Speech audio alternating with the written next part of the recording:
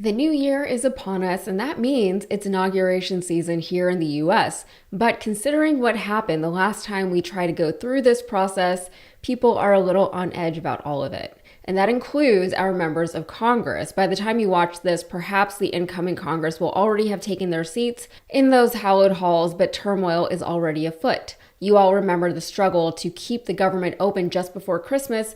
Well, that struggle isn't over, and Speaker Mike Johnson now finds himself fighting to keep his position. I'm really humbled and honored to have President Trump's endorsement for Speaker again. He and I work so well together, so closely together, and we have a lot of big things to do. He recognizes that what we need right now, I think my colleagues recognize this as well, is a proven fighter and a true MAGA conservative, but also someone who can work with every single member of our very diverse House GOP so that we can get President Trump's priorities over the line. That's what's ahead of us. I think this could be the most consequential presidency and Congress of the modern era because we have to fix everything, and it has to start on day one, so we can't waste any time. Several Republicans in the past weeks have suggested that they no longer support Johnson as Speaker, a situation that could not be more ill-timed for the president-elect. If Republicans decide to oust Johnson, they run the risk of not having a sitting speaker in time to certify Trump's re-election and inaugurate the new president. So here's the timeline. The new session of Congress begins on January 3rd, and the election is certified on January 6th. On the 3rd, the new Congress is supposed to choose a speaker, and then the new speaker swears in any new congresspeople. Now, usually this takes place without much ado, especially in a situation where House leadership hasn't changed parties from one administration to the next. Johnson is already the speaker, so typically they would just let him keep being speaker on January 3rd. But nothing is typical anymore, and experts are worried that the recent dissent amongst Republicans could lead to a constitutional crisis where we don't have a speaker on January 3rd, the new members of Congress cannot be sworn in, the election cannot be certified on January 6th, and ultimately Trump cannot be inaugurated on January 20th. And I don't like Trump, and I'm not excited about him getting inaugurated next month, but the US having no president to inaugurate on January 20th would be absolute chaos. Anyway, experts have reason to be concerned about January. With 434 current members of the House, that's 435 minus Matt Gaetz, Johnson needs a majority of votes in order to secure his speakership.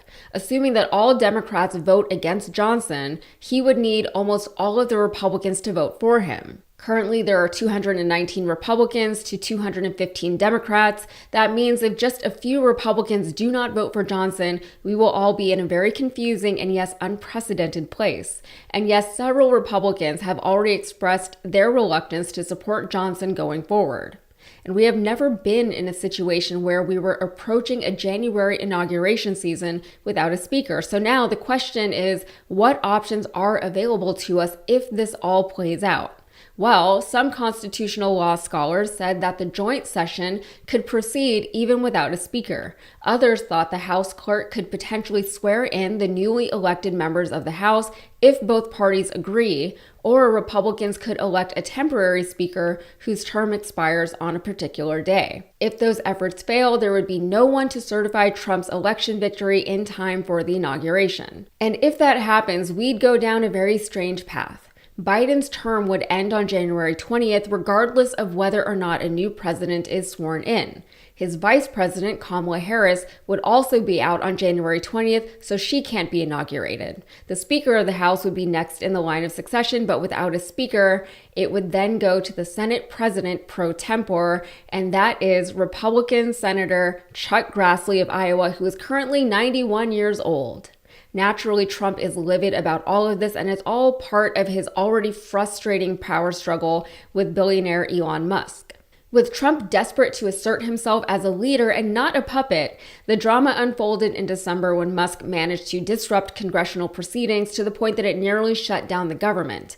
While Trump wasn't entirely happy with Johnson throughout the congressional battle, he has since come out in support of Johnson for Speaker, presumably in an effort to not delay his certification and inauguration. And Elon is seemingly losing the civil war within the MAGA world that he helped to start.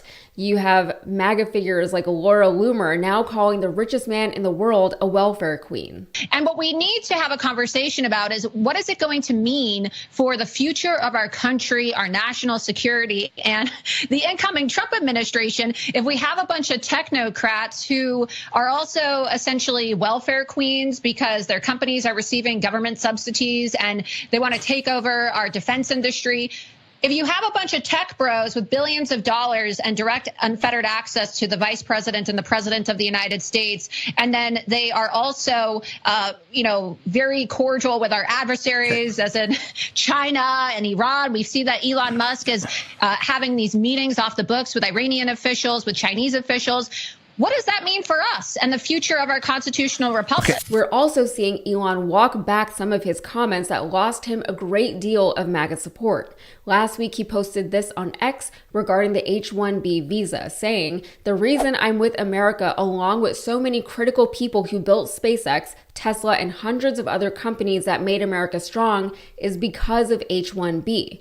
Take a big step back and F yourself in the face. I will go to war on this issue, the likes of which you cannot possibly comprehend." However, just a few days later, after receiving massive MAGA backlash, he tried to strike a more balanced tone on the issue, more balanced than threatening to go to war with Republican voters. He said that the H-1B program is broken, but easily fixed by raising the minimum salary significantly and adding a yearly cost for maintaining the H-1B, making it materially more expensive to hire from overseas than domestically.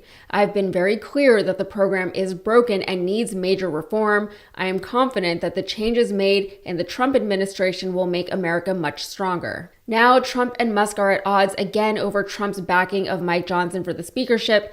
But this is a good time to remember that Elon Musk hasn't just forcefully inserted himself into our political process in a way that we've never really seen done before. He has made himself powerful by making himself politically influential. And I'm not just talking about the fact that he bankrolled an entire political campaign. He made himself influential by making his voice louder and his celebrity bigger.